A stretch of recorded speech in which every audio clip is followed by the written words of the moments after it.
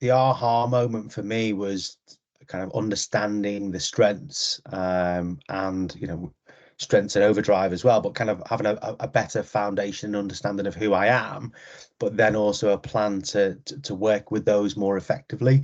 So a key one for me was around kind of emotional control and being able to kind of work with people and regulating my emotions as effectively as possible, especially when working with different groups, different teams that think slightly differently, from sales to software development, stuff like that, and really being able to kind of tailor some of those emotions in those kind of conversations, as well as leaning that into the business leaders group as well, when you've got lots of different people with different strengths of their own, really, and things that they bring to the table, and just being able to kind of facilitate them more easily by leaning into the strengths that I have and not focusing too much on any of the, I suppose, the perceived weaknesses, if you like.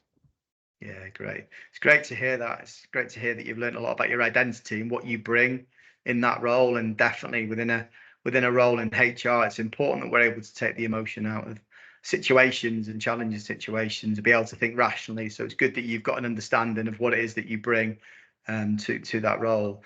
You talked a little bit about some of the performance risks briefly there. So just give us a little bit more on that and how the program's helped you when it comes to some of those risks. So I think I suppose the risks are that I'm kind of relationship focused, if you like, and kind of try and work with lots of people, try and work with everyone, and you can't, time is finite. You've only got so many hours in a day, so it's trying to, work to those and try and work with other people to try and leverage some of your time as well, and try and work with those who've got different skills and strengths that they can bring that you don't have, and try and work and leverage their time and skills as well. So I think that is a good one.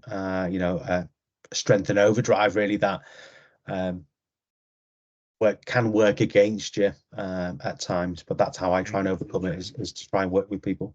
Definitely. And I must, I'd imagine that you're a lot more planned and organized now as a result of recognizing that sometimes you need to pull away from the whole relational. There's a time and a place, isn't there? But there are other times where you need to dial up some of the strengths.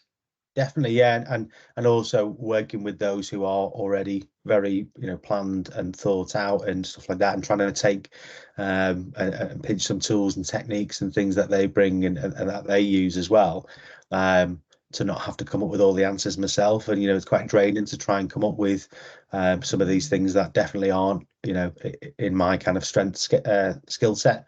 So working with those and trying to see what works for them and try and emulate and use them as role models.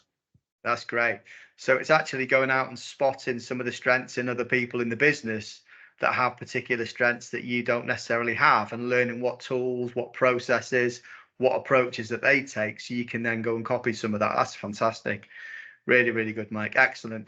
So that's great. That's great to hear about some of your personal outputs from the program. What about the team then? So if you think about the team and how you go about working within the wider team, what difference have you seen there?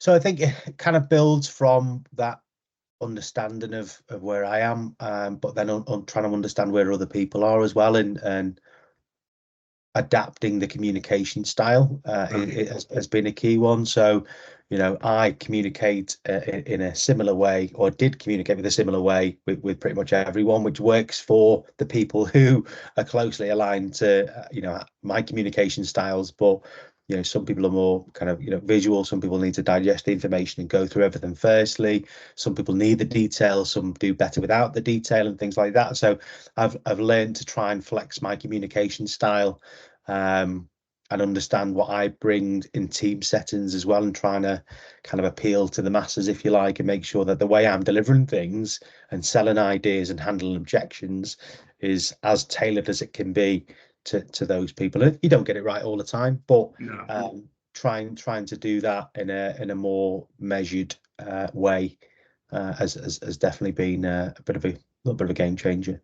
That's great. That's great. And you're absolutely right. It's not about one approach when it comes to communication. We've got to tailor the communication to the group or to the individual. just to help them understand what it is that we're trying to communicate, and that helps speed things up if we can do that. So that's really important. And then again, when it comes to communication, talk to me a little bit about how your relationship, or how your working relationship is with your line manager, with Richard. How's that changed as a result?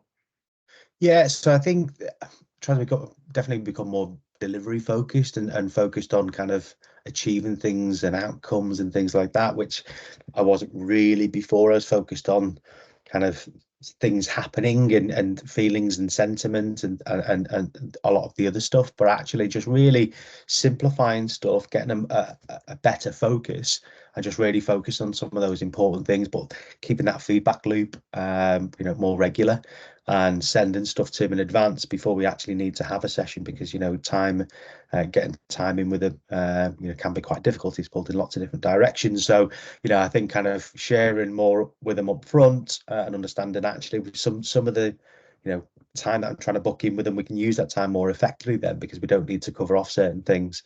But yeah, I think definitely becoming more delivery focused will be a bit of as hopefully a game changer for Rich as well. Yeah, great. And I guess it's a silly question because you've probably answered it, but when we think about this whole improvements that you've seen around communication, what's the impact that this has had from a business perspective? So what difference is this making to some of the business outcomes and outputs? Yeah, so I think what it kind of makes sure that things are being kind of measured and getting done effectively, and things are being monitored, and you can kind of see then where things are going off track because things get in the way, priorities change, stuff like that, and ultimately we're making better decisions off the back of having that plan and sticking to it. But there will be times when we've actually made a decision not to do something, but that's okay as well.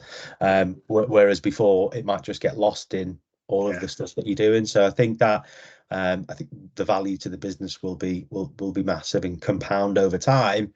The more of us are becoming more delivery focused. right. Fantastic. Good stuff. So just want to finish on a final one, and it takes us beyond work. A lot of the people that go through the program also see that there's benefit outside of work, even with family and friends. Have you got any examples, or even personal examples, around how the work that we've done has helped you, or helped you see things differently outside of work?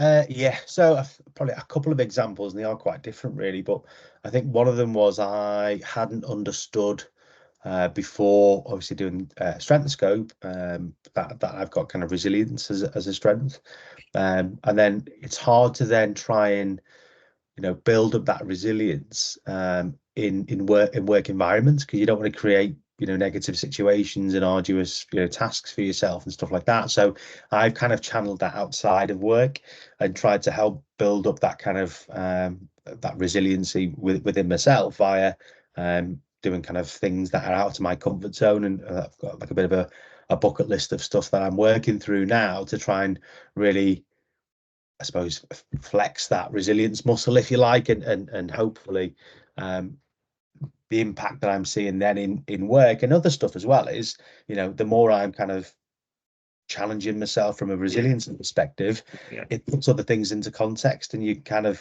things that are perceived to be really difficult aren't as difficult as you think when you're constantly putting yourself, and I say constantly, not in a negative way, but yeah, you're regularly, sorry, not constantly challenging yourself and challenging that resiliency. It's almost like a muscle that needs strengthening, and that is yeah. No, activated, exactly. isn't it? Yeah, So that's definitely one, and rightly or wrongly, or shows how sad I am, but I actually shared this my profile with my wife, and we kind of sat down and found the differences and similarities in how we are and how we think and our strengths, and I understand my role a bit better now as a partner and a new dad as well. So got an 8-month-old son as well, and really kind of sitting down and understanding those things have helped us communicate far better and actually work better as a team. Really, as cheesy as it sounds. great, great. And I like the way that you use your resilience as well outside of work. I think it's great. I think it's a great analogy. It's like a muscle, and you've got to flex that muscle every now and again. And I think I've noticed that you keep it simple as well. So give us an example of some of those things that you get involved in. So a couple of them. So one of them was a 4-day fast. So a fast. So I didn't have anything except for water for I think it was 96 hours. So that was about kind of control and kind of, that mind over matter and being able to kind of control what goes into my body and stuff like that. I ran 3 marathons within 6 weeks. I'm now doing a consistency challenge now. So I've got to do a minimum level of activity every single day. I'm on day 120. If I break it, then it repeats. But the original goal was Right. to do Okay. 100 days. So I'm just going to continue with that. I've done kind of various sobriety things and stuff like that, really. So it's just challenging myself in different ways for different things. And Yeah. one of them was like an ice plunge and things like that, really. Just doing all the stuff that I Yeah. really don't want to do. Yeah. And it just makes some of the tougher things that you've got to deal with in work, but also in life, a little bit easier. It takes the edge Definitely. off, I would say.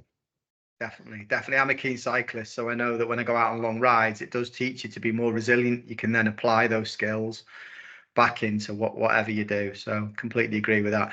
And resilience is a great superpower, isn't it? But if you in the workplace, if you're constantly seeking out challenges, that can not always be a good thing either. So the fact that you can do that outside of work is fantastic.